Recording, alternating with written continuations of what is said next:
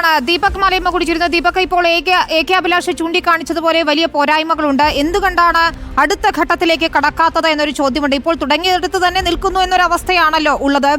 നേവിയുടെ ഉൾപ്പെടെ സഹായം തേടാവുന്നതാണ്. ഈശ്വർ മാൽപേ പോയെങ്കിൽ പോകട്ടെ, മറ്റ് സാങ്കേതിക സംവിധാനങ്ങൾ കൊണ്ടുവരാവുന്നതാണ്.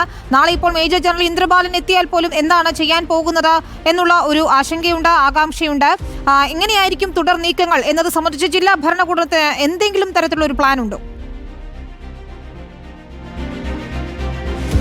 വിനീത, അവർക്ക് കൃത്യമായ പ്ലാൻ ഉണ്ട് എന്നുള്ളതാണ് പറയുന്നത്. അതായത് കോൺടാക്ട് പോയിന്റ് 4 എന്ന് രേഖപ്പെടുത്തിയിരിക്കുന്ന ഏതാണ്ട് ഈ മേഖല കേന്ദ്രീകരിച്ചുകൊണ്ട് നാളെ റിട്ടയർഡ് മേജർ ജനറൽ ഇന്ദ്രബാലൻ എത്തുമ്പോൾ അദ്ദേഹം GPS പരിശോധന നടത്തും. അതനുസരിച്ച് ആ മേഖലയിൽ തന്നെ ലോഹഭാഗത്തിൻ്റെ സാന്നിധ്യം പൂർണ്ണമായും സ്ഥിരീകരിക്കാൻ കഴിയുമോ എന്നുള്ളതാണ് പരിശോധിക്കുന്നത്. അത് പരിശോധിച്ച് കഴിഞ്ഞാൽ ആ മേഖല കേന്ദ്രീകരിച്ചുകൊണ്ട് ഡ്രഡ്ജിങ് നടത്താം എന്നുള്ള നീക്കത്തിലേക്കാണ് നിലവിൽ ജില്ലാ ഭരണകൂടം പോകുന്നത്. അല്ലാതെ ഇങ്ങനെ പരക്കെ ഒരു തെരച്ചിൽ നടത്തിയത് കൊണ്ട് ഗുണമില്ല എന്നുള്ള നിലയിലേക്കാണ് കാര്യങ്ങൾ അപഗ്രഥിച്ചിരിക്കുന്നത്. അതുകൊണ്ട് തന്നെയാണ് ഒരു സമയത്ത് ഡ്രഡ്ജിങ് നടക്കുമ്പോൾ മറുവശത്ത് ഒരു പ്രത്യേക സംവിധാനം എന്നുള്ള നിലയിൽ മൽപ്പയുടെ ഡൈവിംഗ് ഉൾപ്പെടെ വേണ്ട എന്നുള്ള സമീപനത്തിലേക്ക് ജില്ലാ ഭരണകൂടം എത്തുകയും ചെയ്തത്. ആ കാര്യം ഔദ്യോഗികമായി തന്നെ അവർ ഇവിടെ പറയുന്നത് നമ്മൾ കാണുകയും ചെയ്തിട്ടുണ്ട്. എന്തായാലും ഇപ്പോഴും ഡ്രഡ്ജിങ് നടപടികൾ പുരോഗമിക്കുന്നുണ്ട്. പക്ഷേ നേരത്തെ അഭിലാഷ് സൂചിപ്പിച്ചതുപോലെ കൃത്യമായ പ്ലാനോട് കൂടിയുള്ള ഒരു ഡ്രഡ്ജിങ് അല്ല നടക്കുന്നത്. കാരണം നേരത്തെ നേവി രേഖപ്പെടുത്തിയ സ്പോട്ട് 1, 2 അവിടെ ഏതാണ്ട് 10 മീറ്ററോളം അതിനരികിലേക്ക് എത്തി.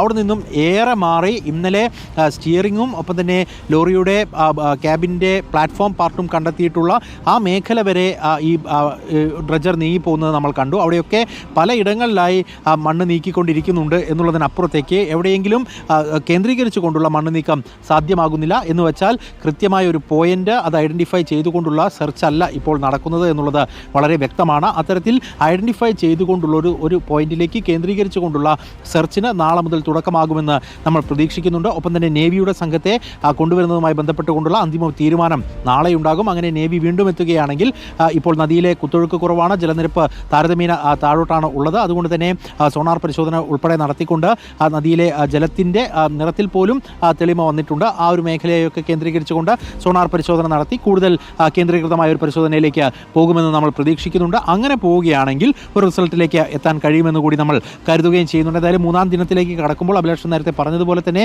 നമ്മൾ പ്രതീക്ഷിച്ച കണക്കിന് ഒരു അശുഭസൂചകമായ ഒന്നും തന്നെ കണ്ടെത്താൻ സാധിച്ചിട്ടില്ല എന്നുള്ളത് ഒരു വസ്തുതയാണ്. എന്നാൽ അതിനപ്പുറത്തേക്ക് ഇനി കൂടുതൽ സംവിധാനങ്ങൾ SDRF-ഉം NDRF-ഉം ഒക്കെ നാളെ ഈ മേഖലയിലേക്ക് എത്തുന്നുണ്ട്. അങ്ങനെ എല്ലാ ടീമും സംയോജിച്ചുകൊണ്ടുള്ള ഏകോപിപ്പിക്കാൻ വേണ്ടി SP-ക്ക് ചുമതല നൽകിയിട്ടുള്ള ഒരു റെസ്ക്യൂ മിഷൻ എന്നുള്ള നിലയിൽ നാളെ മുതൽ വീണ്ടും ഈ 3-ാം ഘട്ട ദൗത്യം മുന്നോട്ട് പോകുമെന്ന് നമ്മൾ പ്രതീക്ഷിക്കുന്നുണ്ട്. അങ്ങനെ സംഭവിക്കുകയാണെങ്കിൽ ഒരു റിസൾട്ടിലേക്ക് എത്തുമെന്നുള്ള പ്രതീക്ഷ തന്നെയാണ് ഈ ഒരു ഘട്ടത്തിൽ നമുക്ക് ഷിരൂരിൽ നിൽക്കുമ്പോൾ പങ്കുവയ്ക്കാനും കഴിയുന്നത്.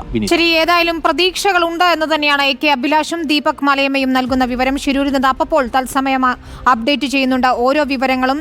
നാളെ ദൗത്യം തുടരുക.